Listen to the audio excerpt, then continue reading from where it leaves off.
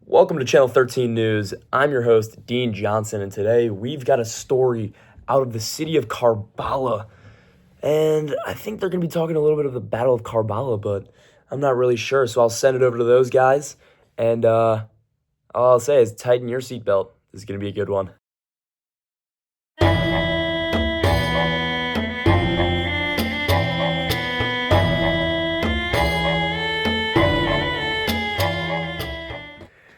Imagine standing on a scorching desert plain, the sun blazing overhead, and you're surrounded by thousands of soldiers. And yet, at the center of it all stands one small group refusing to give in. This is Karbala, the year 680 CE, a battle that would stay relevant throughout centuries. The Battle of Karbala wasn't just a fight over power. It was about principles and leadership and faith. Today, we'll be diving into the story, and we'll even talk to some of the people who lived it. After the Prophet Muhammad's death, many questions arose, such as who should lead the Muslim community.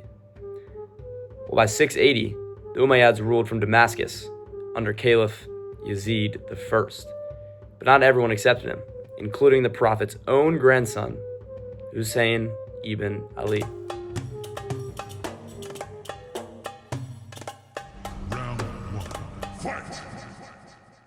People in the city of Kufa invited Hussein to come lead them against Yazid's rule. So, Hussein set out with his family and a small group of followers towards Iraq. But when Hussein's caravan reached the plains of Karbala, Yazid's governor, Ubayd Allah ibn Ziyad, sent troops to intercept them.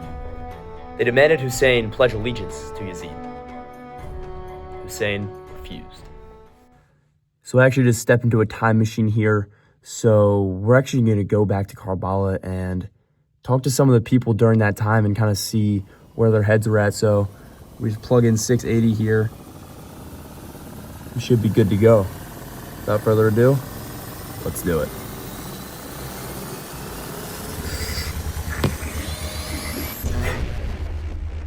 Whew, that was quick. I think we're back. It says, 680. We're good. All right. So how about we talk to some of the people at Hussein's camp, see how they're feeling. Look, we know we're outnumbered. My father teaches us that truth and justice are worth dying for. If we stay silent, what kind of faith do we have? They can take our lives, but not our principles. My brother stands for what's right, for dignity, not submission. Hussein had fewer than 100 followers, and facing thousands, they still refused to give in. I just traveled to the Umayyad headquarters, and how about we talk to some of the soldiers? We did not come here to shed blood. We were ordered to make Hussein submit. If Hussein just swears allegiance, no one will die. You know, if I'm being totally honest, I respect the guy. I mean, if I could, I would join his side, but you know, Yazid is the caliph, and obedience is law. So, if I disobey, I die. Even among Yazid's partners, there was hesitation, loyalty clashing with conscience. Then came the cruelest blow. The Umayyad troops cut off Hussein's camp from the Euphrates River. No source of water for men, women, or children for days. Yet Hussein still would not yield.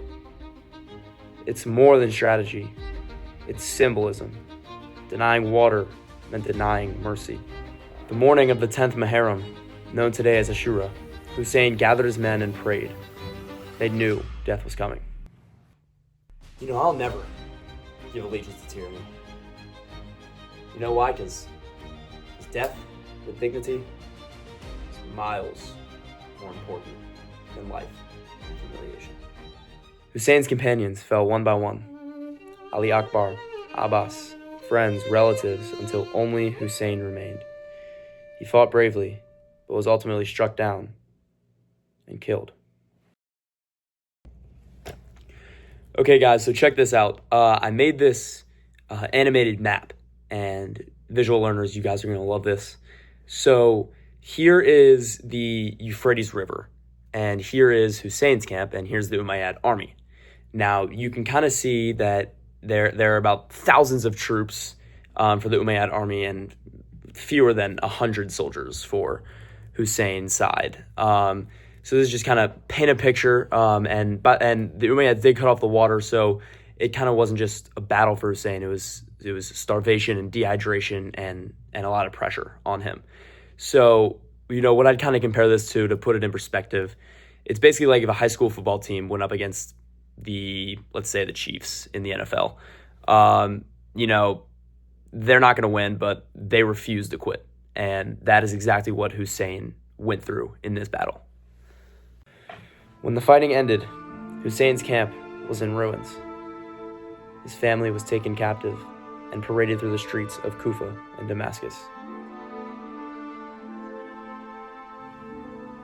They thought they could silence us, but we will tell the world what happened here. Her courage turned a tragedy into a testimony. News of Hussein's death spread quickly, and people began to question Yazid's rule. It has been months since Hussein's stand, and I traveled back to Karbala to see the morale of the city and the citizens. So let's hear from them. At first we actually accepted Hussein and invited him. And then we kicked him to the side. And, we'll never get rid of that guilt. They told me it was victory, but Yazid's followers whisper now. And, if anything, it feels more like a curse than a triumph. Seems to me as if the Umayyads had won the battle, but lost the moral war. Now, every year, on Ashura, millions of people around the world mourn Hussein's stand at Karbala. It's more than history. It's a symbol against oppression and a call for justice.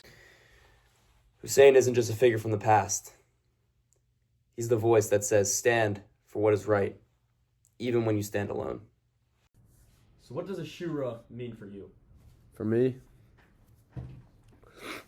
Ashura is a reminder of compassion, reflection, and standing for what's right.